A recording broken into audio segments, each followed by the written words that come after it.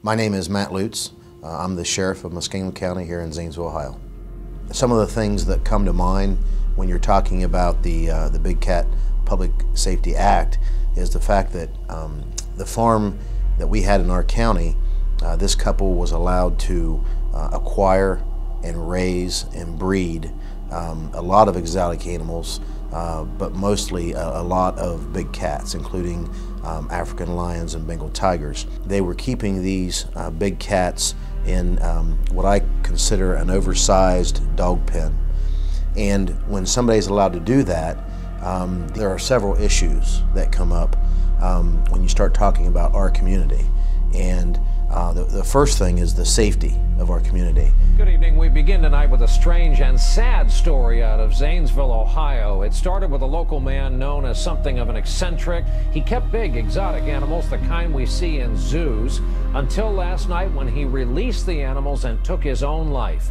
We have two reports tonight, beginning at the scene. You know, our deputies go through immense training, a lot of different training on how to handle emergencies, but handling exotic animals is not part of our training, and neither should it be. 9 male lions, 8 lionesses, 3 mountain lions, and 18 tigers. We don't go to the academy and get trained on how to deal with 300-pound Bengal tigers.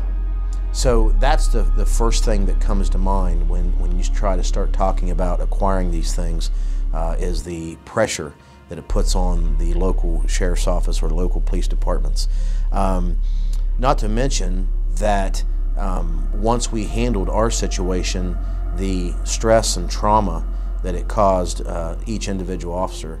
Police responding in the dark to protect the families in the area had no choice but to draw their weapons and bring down the animals. The 48 dead animals include 18 endangered Bengal tigers, and there are only about... If we wouldn't have done what we did, and those animals would have gotten loose off of that farm and hurt somebody, if we would have had kids killed in our community, this would have been a whole different matter, and the trauma would have been, you know, 1,000 times more than what it was.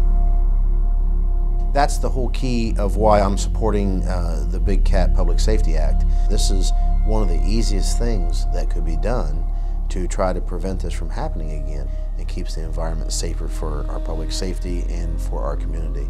And so it's the law that has to pass, and this act will just give those public safety officials some bite in it to be able to do something and to keep the animal owners in compliance and to keep them safe, and in return keeping public safety and our citizens safe.